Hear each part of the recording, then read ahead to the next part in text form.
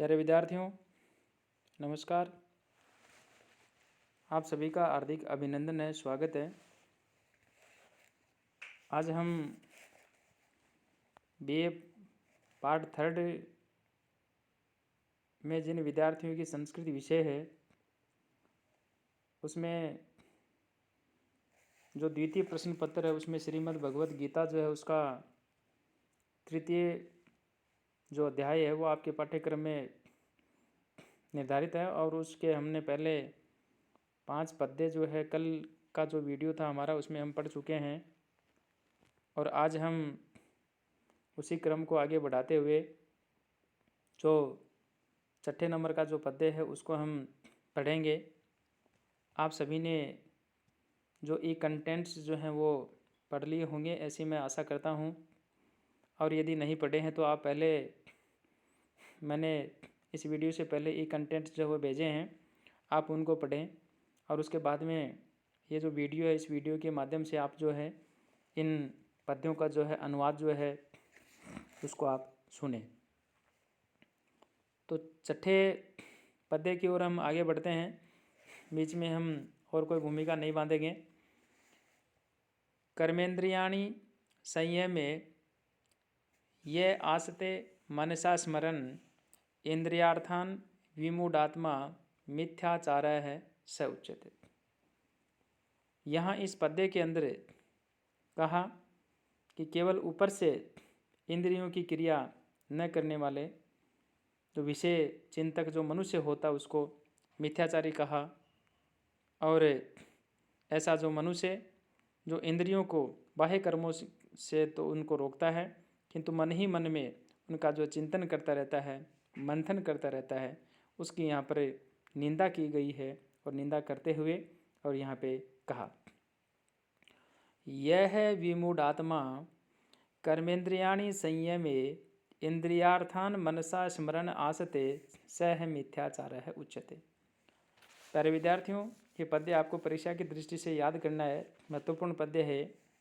यह है विमूढ़ आत्मा, यह मानी जो विमूढ़ आत्मा, जो मूढ़ बुद्धि का जो मनुष्य है, उस मूढ़ बुद्धि मनुष्य जो है वह है जो हमारी कर्मेंद्रियाणि संयमे, जो हमारी समस्त जो इंद्रियां हैं उन समस्त इंद्रियों को जो है हठ पूर्वक जो है रोक करके, ऊपर से रोक करके, इंद्रियार्थान मनसा स्मरण, और जो इंद्रियां हैं उनका मन से उन इंद्रियों के विषय में जो चिंतन करता रहता है, जो मंथन करता रहता है, जो विचार करता रहता है, सह मिथ्याचारः उच्यते। वह प्राणी, वह मनुष्य, वह व्यक्ति मिथ्याचारी अर्थात उस व्यक्ति को जो है दम्भी कहा है।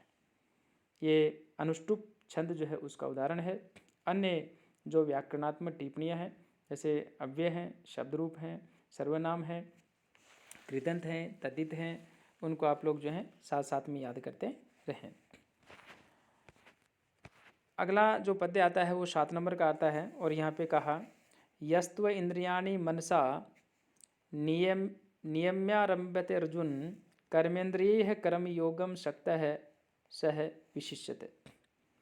यहाँ मन से इंद्रियों का संयम करके अनासक्त भाव से कर्म करने वाला जो व्यक्ति है उसकी यहाँ प्रशंसा की गई है, और उसके विषय में भगवान श्री कृष्ण जो है वो अर्जुन से इन ऐसे जो पुरुष होता है उसकी विशेषताओं के विषय में बताते हैं, और वो जो है उनको कहते हैं कि आसक्ति रहित होकर के जो कर्म करता है वह व्यक्ति ही प्रशंसा के योग्य होता है।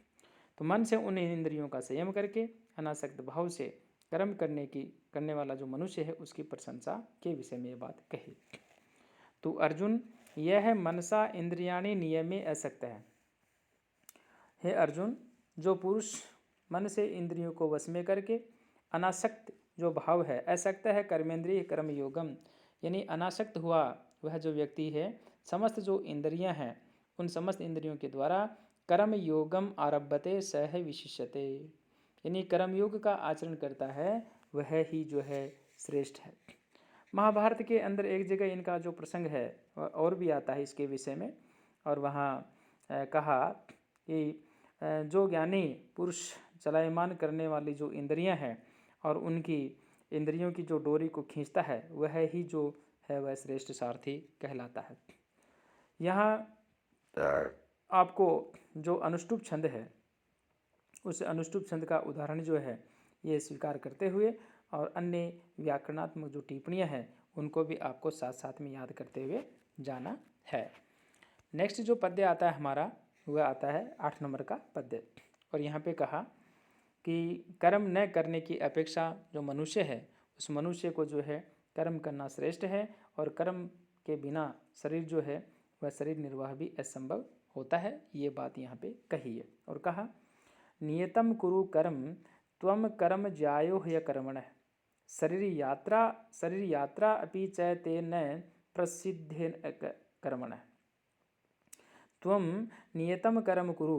भगवान श्री कृष्ण कहते हैं कि त्वम नियतम कर्म कुरु अकर्मणः कर्म ज्यायः, अर्थात उनको समझाते हुए ये बात कही और कहा कि तू शास्त्र विहित जो कर्तव्य कर्म है उस कर्तव्य कर्म को कर, क्योंकि यदि ही अकर्मणः कर्म ज्यायः है, यानी जो कर्म है उस कर्म को न करने की अपेक्षा जो है कर्म करना जो है वह श्रेष्ठ है।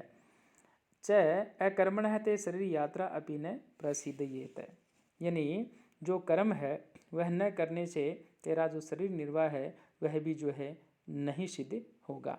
इसलिए जो मनुष्य है उस मनुष्य को, उस प्राणी को जो निश्चित कर्म है वो कर्म तो करते हुए ही रहना चाहिए। यहाँ अच्छे जो कार्य हैं, अच्छे कर्म जो हैं, अच्छे कर्म करने के लिए जो है कहा गया है। और यहाँ ये कहा कि शरीर जो है उस शरीर को जीवित रखने के लिए जो है कर्म करना आवश्यक है। प्यारे विद्यार्थियों, यदि हम जीवित रहना चाहते हैं तो हमारे को 24 आवर जो है कर्म करते जो है वो रहना पड़ेगा, और करते भी हैं। जैसे हम सोते हैं तब भी हम कर्म करते हैं।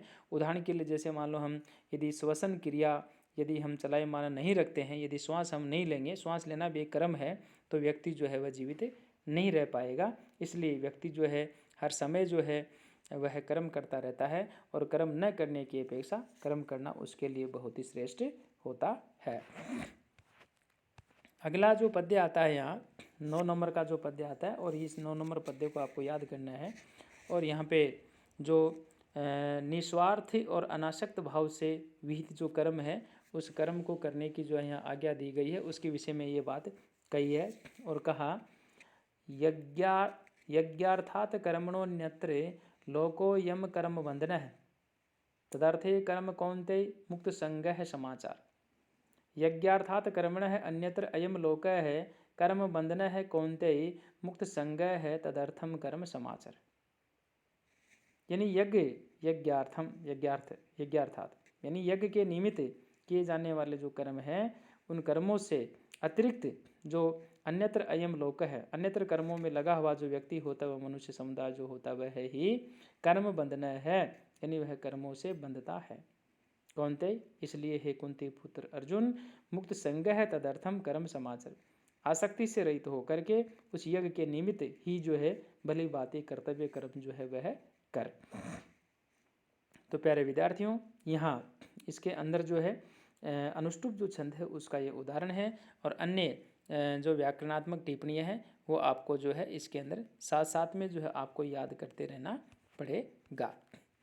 आगे बढ़ते हैं हम इसे 10वें नंबर जो पद्य है इसके अंदर हम बढ़ते हैं। थोड़ी फ्रिक्वेंसी भी हमारे को तेज़ रखनी होगी क्योंकि समय हमारे पास कम रहता है और पाठ्यक्रम हमारा बहुत लंबा चौड़ा है, इसलिए थोड़ा साथ साथ में आपको जो है ध्यान देना होगा, चलना पड़ेगा। और 10वें नंबर पद्य है उसके अंदर ये कहा सह यज्ञाः प्रजाः सृष्ट्वा पुरोवाच प्रजापति अनेन प्रविश्यध्वमेव मेष वोस्त्वष्टः कामधुक्। सह यज्ञाः प्रजाः सृष्ट्वा पुरोवाच प्रजापतिः अनेन प्रसविष्यध्वमेष वोस्त्वष्टक कामधुक्। यहाँ प्रजापति की आज्ञा होने के कारण कर्म है उन कर्मों की जो है अवश्य जो कर्तव्यता है उसके विषय में कहा।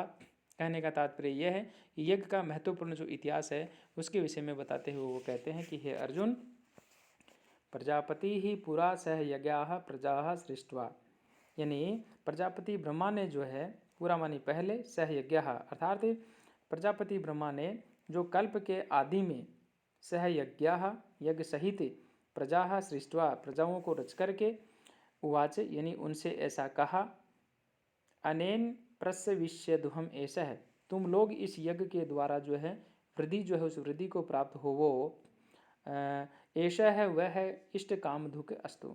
और यह जो यज्ञ है यह यज्ञ तुम लोगों को जो है तुम लोगों को इच्छित भोग जो है वह प्रदान करने वाला है। इष्ट काम दुख अर्थ होता है इसका इच्छित कामनाओं की को जो है देने वाला, अस्तु मानी होवे। तो इस प्रकार से ये जो 10वां जो पद्य था इसके अंदर जो है यहाँ हमारे को जब इसका हम अनुवाद कर लेते हैं तो उसके बाद में ये अनुष्टुप छंद जो है उस अनुष्टुप छंद का उदाहरण है। और अन्य जो टिप्पणियाँ हैं पहले के समान ही आपको इसके अंदर जो है याद रखते हुए आगे बढ़ना है। 11वें पद्य में देवता और मनुष्य जो है उसका आपस में किस प्रकार से कल्याण होता है इसके विषय में ये बात कही जा रही है। और यहाँ पे कहा, देवान भावयतानेन ते देवा भावयन्तु वह परस्परम भावयन्तः श्रेयः परम वाप्स्यस्थ।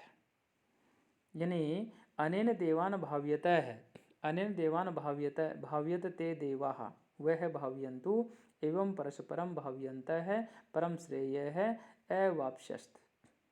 अनेन देवान भाव्यत देवा यानी तुम लोग इस यज्ञ के द्वारा जो है देवताओं को उन्नत करो, वह भावयन्तु एवं परस्परम भावयन्त है और वे देवता लोग जो है तुम लोगों को जो है उन्नत करें।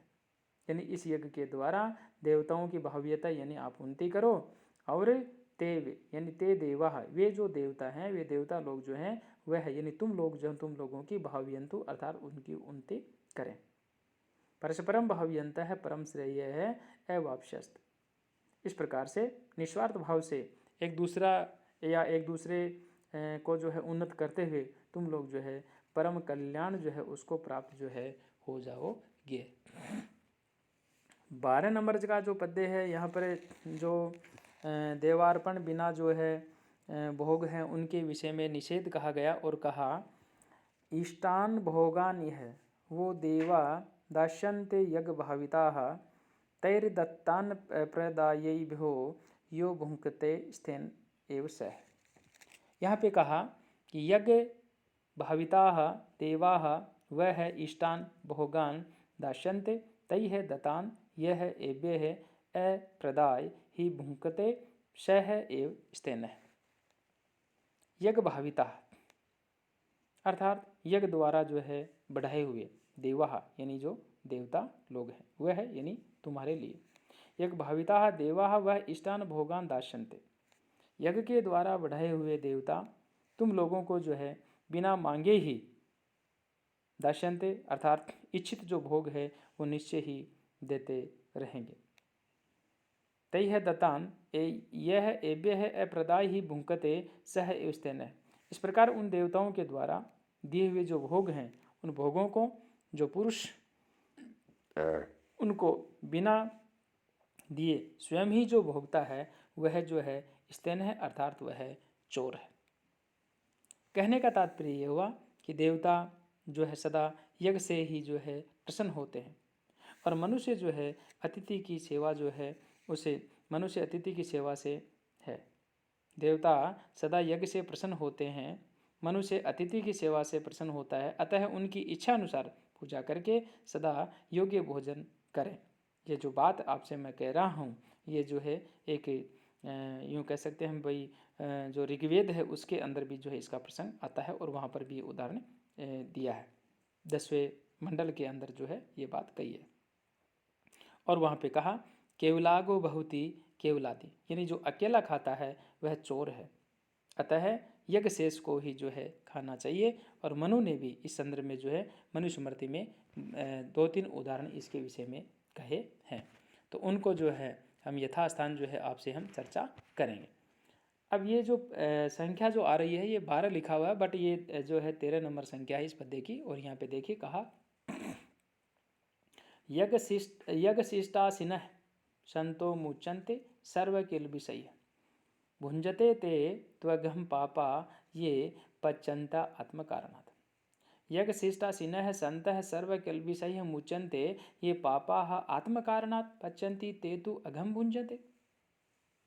यानी यज्ञ शिष्टासिनः संत है यज्ञ से बचे हुए अन्न है, उस अन्न को खाने वाला वह सर्वकिल विषय है, यानी जो सब पाप जो होते हैं उन सब पापों से मुच्यन्ते यानी छूट जाता है।